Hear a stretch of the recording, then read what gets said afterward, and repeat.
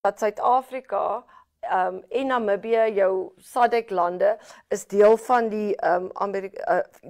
die Amerikaanse wet op groei en geleenthede in AGOA, wat hulle nou beskerm het teen dit. En daai tariewe van AGOA sou geldig wees tot September hierdie jaar, maar nou hierdie 21% dit het vandag in werking getree. Iets wat ook interessant is, want daar's baie woede, en as jy nou vreeslik in die markte in die goed belangstel, daar's baie ontwikkelinge daar, en Roland Brown, wat 'n ekonoom is, het op Toivo Njabela se The Agenda kom praat, en toe maak alles vir my sin, Irene, die lig het aangegaan.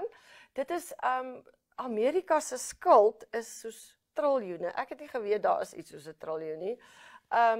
En dit is 'n manier om van hierdie geld wat hulle nou gaan insamel, is om absoluut net om hulle skuld te delg, wat geweldig baie is.